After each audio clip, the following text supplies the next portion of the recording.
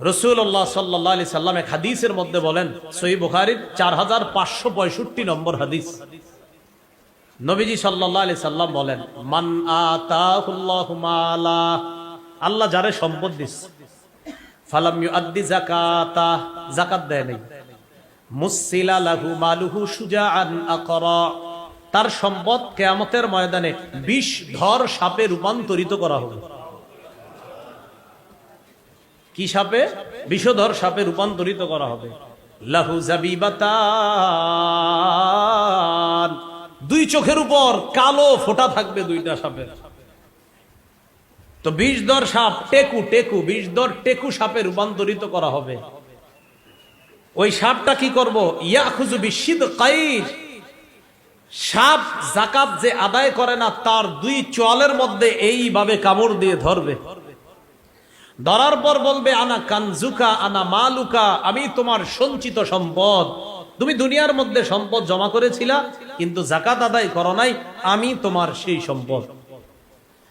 এই কথা বইলা নবীজি সূরা আলী ইমরানের 180 নম্বর আয়াত তেলাওয়াত করলেন। ওয়ালা ইয়াহসাবান্নাল্লাযীনা ইয়াবখালুনা বিমা আতাহুমুল্লাহু মিন ফাদলিহি হুয়া খায়রাল লাহুম, যাদেরকে আল্লাহ সম্পদ দান করেছেন এই সম্পদে যারা কৃপণতা করে তারা যেন এটা মনে না করে যে এটা তাদের জন্য কল্যাণ। আল্লাহ যাদেরকে সম্পদ দান করেছে, তারা যারা দান না করে কৃপণতা করে আর মনে করে আমি মনে হয় অনেক কিছু করে ফেললাম, দান না করে যাকাত না দিয়ে, ওহো হুজুরদেরকে ফাঁকি দিছি, হুজুররা খালি যাকাত দিতে কয়, এই বছর যে আমি যাকাতটা দেই নাই এরাদেরকে ফাঁকি দিছি, এটা আমার জন্য কল্যাণ। আল্লাহ বলেন না না, বাল হুয়া শাররুল লাহুম, এটা তাদের জন্য অকল্যাণ। সায়ুতাওয়াকুনা মা বাখিলু বিহি ইয়াউমাল কিয়ামাহ, এই সম্পদ সায়ুতাওয়াকুনা মা বাখিলু বিহি, সম্পদটাই বিষধর সাপে রূপান্তরিত হয়ে এটা তার গলার মধ্যে ঝুলিয়ে দেওয়া হবে, ওই সম্পদটাই সাপ হিসাবে ঝুলিয়ে দেওয়া হবে। একদিন রাতের বেলা চাঁদের আলোতে রাসূল সাল্লাল্লাহু আলাইহি সাল্লাম হাঁটতেছে, চাঁদের আলোতে, সুবহানাল্লাহ। আমিও হাঁটতেছি, রাসূলের সাহাবী বলেন আমিও হাঁটতেছি। একটু কল্পনায় আনেন যে নবী হাঁটতেছে একটু দূরে, সাহাবী আর একটু দূরে, আশেপাশে আর কেউ নাই, তাহলে কি সুন্দর একটা দৃশ্য। চাঁদের আলো পৃথিবীর মধ্যে, একদিকে নবী হাঁটতেছে আরেক পাশে তার এক সাহাবী হাঁটতেছে, এটা হলো দৃশ্যটা। তো আবু যর গিফারি রাদিয়াল্লাহু তাআলা আনহু বলেন, কারিহতু আইয়ামশি মাহু আহাদ, আমার জানান্তু আন্নাহু কারিহা, আমার মনে হলো আন্নাহু ইয়াকরাহু আইয়ামশি মাহু আহাদ, আমার মনে হলো যে নবীর সাথে কেউ এখন চাঁদের আলোতে হাঁটুক, এটা মনে হয় নবী অপছন্দ করতেছে, এই জন্য নবী একা একা হাঁটতেছে। কারণ সাধারণত নবীজি রাতের বেলা তার বিবিকে নিয়েও হাঁটতেন, কিন্তু আজকে নবী একা হাঁটতেছে কেন? মনে হয় নবীর সাথে কেউ হাঁটাটা নবী পছন্দ করতেছে না, তাই একা হাঁটতেছে। তো আমি এই ভয়ে নবীর পাশে যাই না, আমি দূর থেকেই নবীরে দেখতেছি।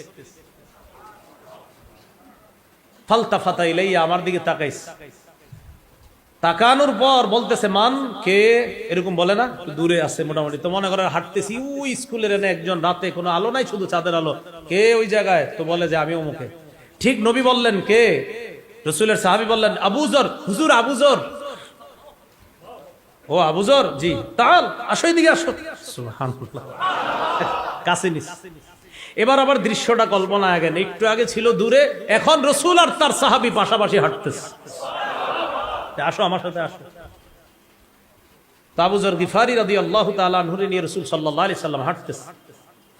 হাঁটতে হাঁটতে বলতেছে, আবু যর, ইন্নাল মুকসিরিনা হুমুল মুকিল্লুনা ইয়াউমাল কিয়ামাহ, বেশি সম্পদশালীরা কিয়ামতের ময়দানে সব অনেক কম হবে, এটা বলতেছে।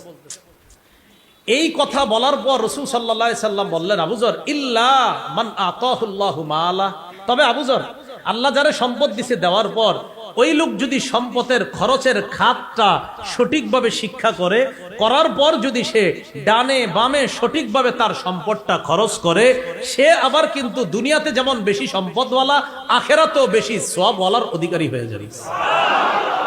কথা বুঝে আসে? প্রথমে কি বলছে? বেশি সম্পদশালী সওয়াবে কম হবে।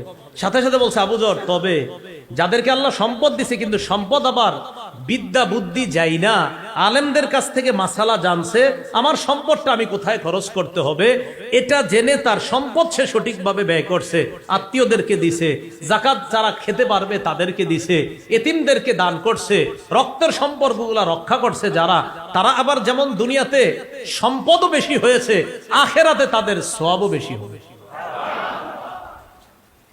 এটা বলতে বলতে সামনের দিকে যাইতেছে। তাহলে হাদিস পুরাটাই বইলা ফেলি, কি বলেন? ওই শেষে আবার একটা মজার জায়গা, সুবহানাল্লাহ। যাইতেছে, যাইতে যাইতে এক জায়গায় গিয়ে আবু যর গিফারি রাদিয়াল্লাহু তাআলা আনহু রাসূল বললেন, ইজলিস হা হুনা, বসো এখানে।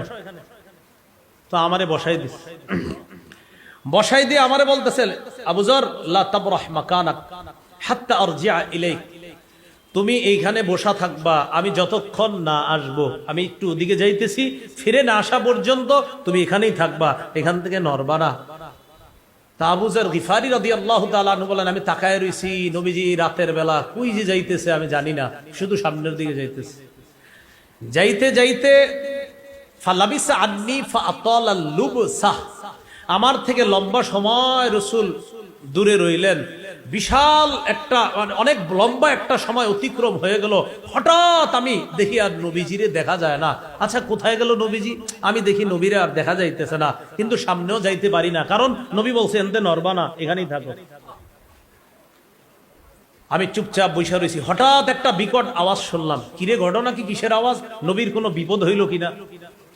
আমি সাথে সাথে চিন্তা করলাম, উইঠা নবীর কাছে যাই, দেখি কি বিপদ। সাথে সাথে মনে পড়ছে, এই নড়বা না, আমি না আসা পর্যন্ত। বসে রয়েছি, আবার পেরেশানি কাজ করতেছে, নবীও আসে না। হঠাৎ দেখি কেউ একজন কথা বলতে বলতে আসতেছে। ভালো করে তাকায় দেখি আল্লাহ রাসূল কার সাথে কথা বলতে বলতে আমার দিকে আসতেছে। নবীজি যখন কথা বলতেছে, আবু যর গিফারি রাদিয়াল্লাহু তাআলা আনহু কয়, নবীজি কথা বলতেছে, ভালো করে তাকায় রইছি, দেখি কি নবী একাই কথা কয়, পাশে কেউ নাই, খালি একা একা কইতেছে। নবীজি কয়, ওয়া ইন জানা ওয়া ইন সারাকা, খালি এটা বলতেছে। ওয়া ইন জানা ওয়া ইন সারাকা মানে যদি সে ব্যভিচার করে, যদি সে চুরিও করে, এটার অর্থ এরকম।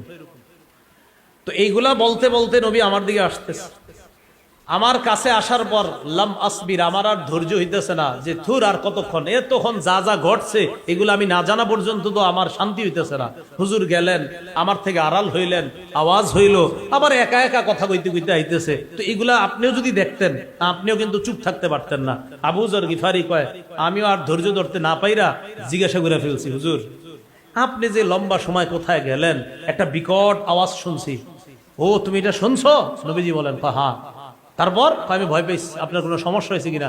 না না, কিচ্ছু হয় নাই, ওটা জিবরাইল আসছিল, ওই আওয়াজ, ভয়ের কোনো কারণ নাই। আচ্ছা, এটা বুঝতে পারলাম, আপনি আস্তে আস্তে কথা কইছেন কার সাথে, এটা তো আমারে বলেন। ওইটাও দেখছো? কয় জি। তখন আমি কথা বলতেছিলাম জিবরাইলের সাথে। তা আপনি এটা কেন বলতেছিলেন ওয়া ইন জানা ওয়া ইন সারাকা, যদিও সে চুরি করে, জিনা করে? এটা কেন বলছি? জিবরিল আমারে বলছে, বাশশির উম্মাতাকা আন্নাহু মান মাতা মিন উম্মাতিক লা ইউশরিকু বিল্লাহি শাইআ দাখালাল জান্নাহ। জিবরিল আমারে বলছে, আপনার উম্মতকে আপনি এই সুসংবাদ দিয়ে দেন, আপনার উম্মতের কেউ যদি মারা যায় এমন অবস্থায় যে সে আল্লাহর সাথে শিরিক না করে, তাকে সুসংবাদ দিয়ে দেন, সে জান্নাতে প্রবেশ করবে। এটা আপনি সুসংবাদ দিয়ে দেন। তো যাই হোক, এই জায়গায় যে বিষয়টা আমার মূল বলা উদ্দেশ্য, সম্পদ বেশি যাদের আছে তাদের জন্য সুযোগ আছে কিয়ামতের মাঠে সওয়াবও বেশি অর্জন করা।